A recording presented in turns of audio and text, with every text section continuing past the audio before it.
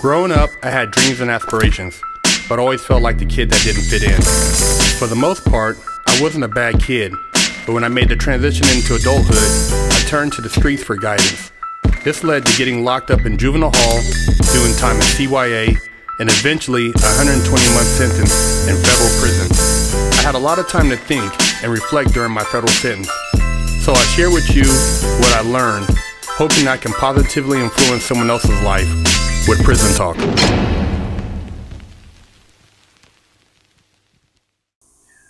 Man, I've talked about it before about rap and how they have pushed Satanism into hip hop.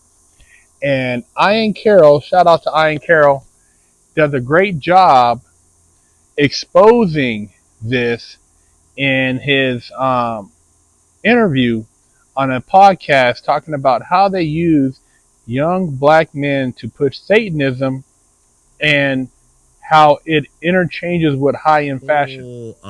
Check it out. Of young black rappers that are like open Satanism all over the stage, like very promoting, wearing, it's all about high fashion, super expensive high fashion, like Balenciaga, for example. All these weird fucking styles, like literally wearing gimp masks. They're trying to make it cool to black kids to be satanic, to rap while wearing a gimp mask and like satanic upside down crosses, fucking skinny jeans and weird ass boots and shoes. And so it's like, buy the most expensive satanic clothing you can if they can't afford. Fucking like get all satanic like imagery up in your head. Check it out. It's just basic. It's just like a whole fucking shit show. So they have these hip hop artists wearing gimp masks, BDSM outfits.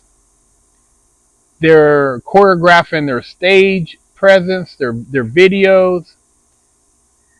Do you not see what's going on right before your eyes? What does that have to do with the music? Everybody, well, it's artistic. Okay, there's a lot of things that can be considered artistic, but when you have a understanding of things beyond what you can see, and you know that there's symbolism, that the position of certain things represents certain things, that you can access portals, that you can conjure spirits, good and bad, then you know exactly what's going on. And music is such a powerful tool. Music can heal. I've talked about that. They've said frequencies, different vibrations can help cleanse the body of certain parasites. It can elevate your health. It can heal you. It can also lower your vibration and make you to the point where you're possessed and essentially demonic. You see, like I said, what appears to be just innocent performances or behaviors or tattoos or what have you, but the prize is the kids, man, the young people.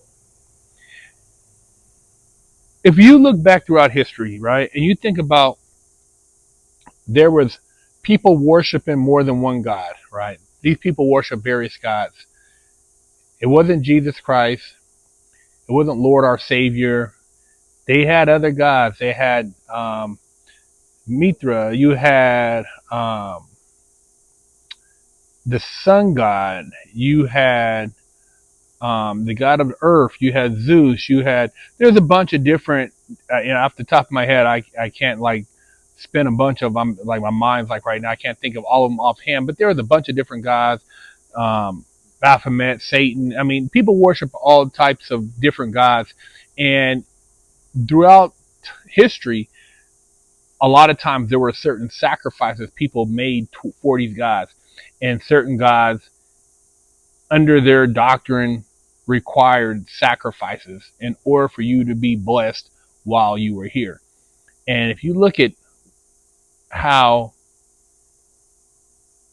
a lot of these entertainers are presenting themselves, and you look at some of these concerts and the deaths that have happened, whether they look accidental or not, the loss of life, whether indirectly or directly or influenced through, you know, somebody, doing a shooting or somebody falling or trampling, whatever. Those are sacrifices, man.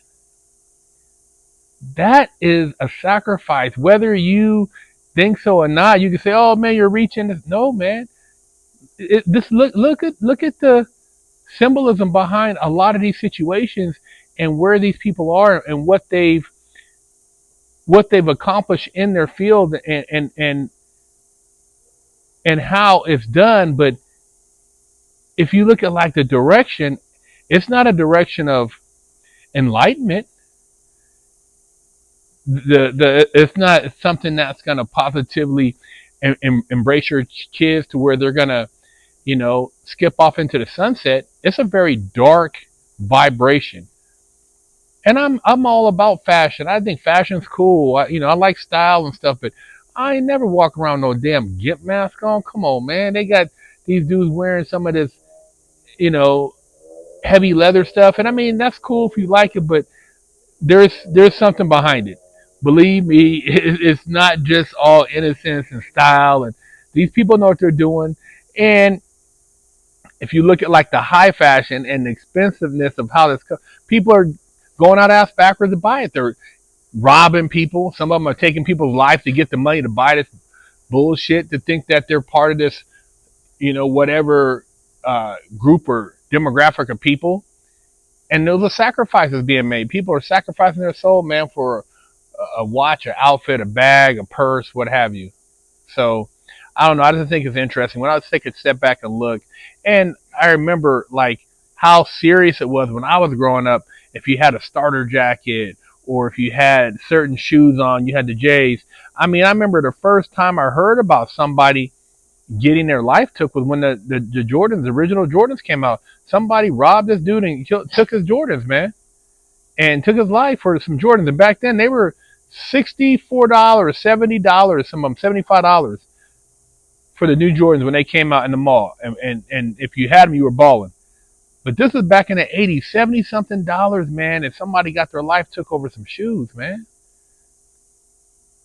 And I don't think that was at the time. It wasn't related to hip hop because you didn't have social media. But the thing is, people attaching value to these things and willing to take somebody's life over them is crazy.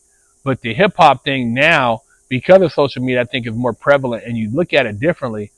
And I just wonder, like, where does it end? And when do people step up and say, hey, man, we want to go a different direction with this shit? There's gospel rap out there. I know there's good rap, positive rap, but it doesn't get promoted like the other stuff. It doesn't get the mainstream exposure. So I don't know. Leave a comment. Let me know what you guys think.